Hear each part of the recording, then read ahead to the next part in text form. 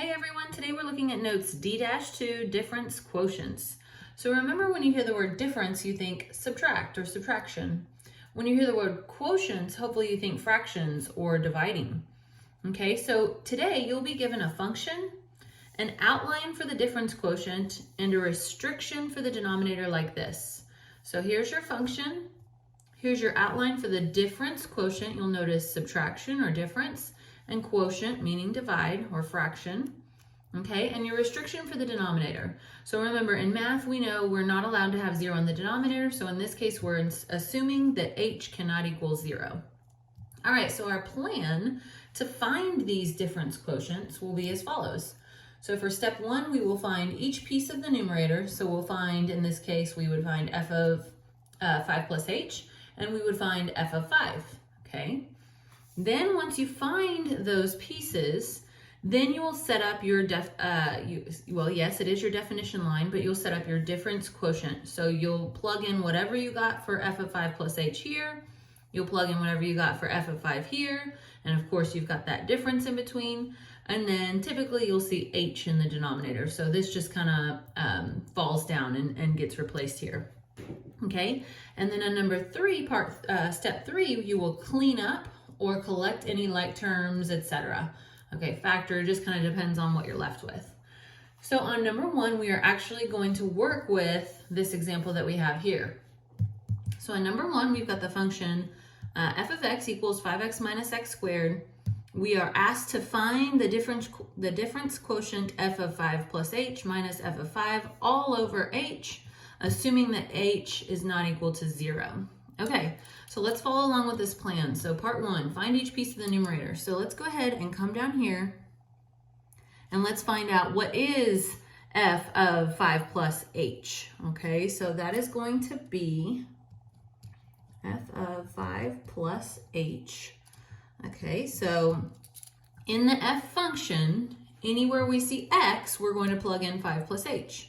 So, that's a spider.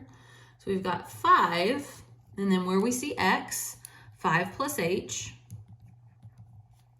minus, and then again where we see x, 5 plus h, in this case, square it. Okay, so now we're just gonna clean this up. We're not gonna worry about this just yet. Let's just clean this one up first. You know, it's gonna bother me a little bit, so let me go ahead and drag this down here. Okay, so I'm just gonna write equals f of 5 plus h equals, I'm gonna drag this down just to make it nice and neat. In this case, of course, we just distribute, so 25 plus 5h, and in this case, we don't wanna distribute the negative first. We need to take care of squaring. Remember, PEMDAS says we've gotta square first. So this essentially means we've got 5 plus h times another 5 plus h. Okay, and again, before we distribute this negative, I would go ahead and FOIL this through. So f of 5 plus h equals, drag the 25 plus 5h down, okay, minus, we'll keep this in parentheses because that minus will distribute through once we FOIL. So when you FOIL, 5 times 5 is 25, and then of course, the outer and the inner will both produce 5h. So 5h combined with another 5h would be 10h. And then h times h would be h squared. All right, now we're allowed to go ahead and distribute that negative through. So f of 5 plus h equals 25 plus 5h. And then when we distribute through, minus 25, that becomes minus 10h. And that becomes minus h squared, okay? And then, of course, the parentheses are gone now. So then f of 5 plus h equals, and let's see. So I'm going to go ahead and put this in standard form, just out of habit. We'll put the negative h squared first. So there's nothing that combined with. The 5h and the negative 10h combine to negative 5h. And then the 25 and negative 25 just add to 0, so we don't need to write it. Okay, so now we know what f of 5 plus h equals, and it's that. All right, and I don't think we'll need as much space for this one, so I'll go ahead and draw my line. So now we're gonna come over here. We're still on part 1. Okay, we're still finding each piece of the numerator. So we found this piece, f of 5 plus h. Now we've got to find f of 5. Okay, so f of 5 means come to the f function, and anywhere you see x, plug in 5. So 5 times 5 minus 5 squared. So I bet you already know what that is. 5 times 5 is 25, minus 5 squared is also 25. So 25 minus 25 is 0, one of my favorite numbers. Such an easy number to work with. Okay, so f of 5 is equal to 0. So now I've found each piece of the numerator. Now I've got to set up my definition line, okay? So my definition line, I'm gonna go ahead and write definition line. Make sure you can see it and it's on the screen. So definition line, remember your notes should look just like mine. So I'm writing definition line, so you should be too. So my definition line is right here, and it looks like this. So I've got, this is what I'm trying to find. So I've got f of 5 plus h minus f of 5 all over h. Now don't forget, assuming that h is not equal to 0. Okay, but we don't need to write that here. So that equals, well, what did we find out f of 5 plus h was? F of 5 plus h was this, so I'm going to plug this in for f of 5 plus h, and then I'm going to write minus, and then in this case where I plug in, since I've got a subtraction here, just get in the good habit of, since this is subtraction, minus and then parentheses. Now I know in this case it's just 0, f of 5 is just 0 coming in here, but still, trust me, you'll see in problem number 2 in the later problems it's going to help you out if you just get in the good habit of, since you're subtracting here, go ahead and put what you're plugging in parentheses. Okay, and that's all over h. So now here on the left, I drug this down the entire time and wrote this. Y'all, this is a lot more tedious to write over and over again. So I won't make you do like I did here and keep writing it down. We'll just, when we get our final answer, we'll kind of draw an arrow and I'll show you how that'll look, okay? So let's do, so we did part 2, we set it up. Now let's go ahead and clean up. Okay, so like I said, minus 0, that's really minus nothing, so that doesn't affect us. Okay, so you can just go ahead and next step down, write it like this. Okay, and then there's 2 ways to do this, right? I'm gonna keep my line straight, equals all the way down. You can either think about factoring out that h, since you see that common factor of h, or you can do like I've done before in Algebra 2, if you've had me in Algebra 2 or in the past. Okay, and every single term, share the love, every single term can divide by h. So you can either know that you're dividing every single term by h here. So if you divide by h here, you get just negative h. If you divide by h here, you get minus 5. You divide by h here, you just get 1, so it'd be over 1. Or if you don't like this method and it makes more sense to you, pull out the factor of h. And you don't need to pull out the lead negative. Okay, I'll show you why in a minute, but that times that would get me back to that, and then this would be minus 5 all over h. If you prefer to see it this way and then just know that then you can simplify, that's fine too. You'll get the same answer either way, negative h minus 5. To me, it's just faster to, right here at this step, divide every single term by h, as long as you remember, it's not just these 2, okay? No, no, no, you can't just divide both of these by h and then leave him off. You share the love. You have to divide every single term by h, okay? Which, like I said, would have produced the same answer. Divide this by h, you get negative h. Divide this by h, you get negative 5. Divide this by h, you get 1. There's an implied over 1 here. Okay, and like I said before, you don't need to write this all along the left the whole time. Just write it at the very last step. Can y'all see? Okay, just making sure. So very, very last step, boom and boom. And like, if you want to be really nice to me, you know, make it to where I can see that final answer, okay? Now, if you wanted to, like I was kind of saying before, you could factor out, all right, like or negative, oh, I'm sitting here saying it, but not doing it. Factor out that lead negative if you want. So your answer could have looked like this right here as well. Either way is totally fine. You could have factored out the lead negative or not. I'm not gonna be picky for this. All right, 10 minutes in, we've done one problem.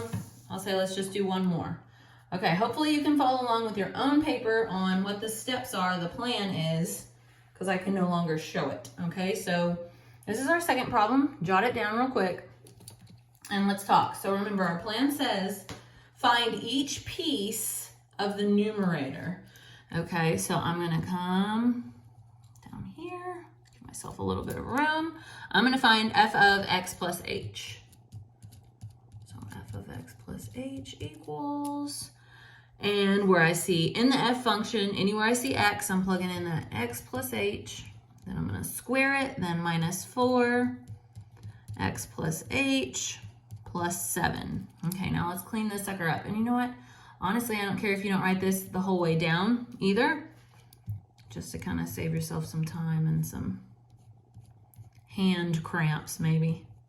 Okay, so of course I'm writing this twice because the squared up there, this is it's legal to go ahead and distribute that negative 4 in right now. That's fine if you want to do that. So that'd be minus 4x minus 4h, and then that plus 7 of course drags down.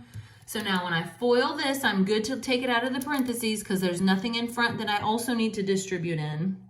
Okay, so when I FOIL this, of course I get x squared, and then the outer and the inner are gonna match. It's xh and xh, so what's xh plus xh? It's 2xh, and then h squared. That's by foiling. Oh, here comes that spider again. He's coming back for me. Uh-oh, he wants to be on camera. Here he comes. I might have to kill him, y'all. Okay, so now let's combine like terms. No, there's none, right? We've got an x squared and h squared and x and h. There's none. Okay, so I'm gonna go ahead and erase that. I'm gonna drag this down. It's f of x plus h. The adventures of Mr. Spider. He's gone again. All right. There we go. So we found f of x plus h. Nothing simplified there. Now, I know you might be a little mad at me, but you'll live. In this case, there's really nothing to be done but rewrite. That's why you might be a little mad. Someone make you rewrite it here. Okay, so we're just simply rewriting f of x. There was nothing that we needed to substitute in where we saw x. It's just the original given function. But it is good to kind of rewrite it, circle it, and know that's what's going to go in when you set up your definition line. Okay. All right, gotta keep my eye on this spider here. Definition line. So remember, for your notes to look just like mine, you're writing that. Definition line. Okay. So then we've got f of x plus h minus, because it's a difference quotient, okay, not a sum quotient, over h, and that is equal to, so what was f of x plus h? F of x plus h was all this hot mess, and I don't really need to utilize parentheses when I plug that in, because there's nothing in front of it that I need to like distribute through, right? So when I plug in the f of x plus h, no reason to put parentheses around that. However, we had this discussion before, and we'll keep having it. When we subtract f of x, of course, you want to put parentheses around what f of x is. So it's x squared minus 4x plus 7. Or else you might not subtract f of x, you might just subtract the first term in f of x. But remember, we've got to subtract every single term from f of x. So all of those terms will change signs if you do this properly and utilize the parentheses. Okay, and all that is over h. Okay, so in order to save time, we won't write this every single time. We're going to clean up x squared plus 2xh. I hope we're going to clean up because this is minus 4x minus 4h plus 7. That becomes minus x squared. This becomes plus 4x, and this becomes minus 7, and it is all over h. Now, I will give you kind of a little hint. If you've done everything right, every single term will cancel that doesn't have an h in it. Let me say that again.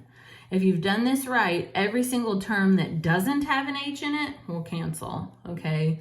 So let's just see if that's true. So the plus 7 and the minus 7, those terms didn't have an h, so they're gone. It worked out how we said. Okay, then we've got an x squared and a negative x squared, right? Those terms don't have an h in them. They're gone. Okay, so far it's following that suit that I said. And then the negative 4x and the positive 4x, those two terms don't have an h in them. They canceled. If you've done everything correctly, the only thing you should have left is terms that have an h in them. So let's just kind of look. This term, this term, this term, everything that's left has an h in it. Okay, so we've got equals 2xh, we'll clean it up here in a minute, a little bit more, plus h squared, minus 4, oh gosh, sorry, he's coming back down. Oh my God, this spider is harassing me. Minus 4h all over h squared. All over h. He's throwing me off my game, y'all. Okay, so then we've got all terms with h's, which makes sense because every single one of these terms should get divided by h. Okay, so I'm not going to factor out the GCF. I'm just going to show dividing every single term. But if you want to do that GCF, more power to you. Do it. So 2xh divided by h would be 2x. H squared divided by h would be h. And negative 4h divided by h would be minus 4. Okay, and then for our last step, just drag it down to the last one, and then be really nice to me, especially because I deserve it after this spider shenanigans. Okay, then go ahead and box it up. We're good to go. All right, I hope you enjoyed the lesson. See you soon.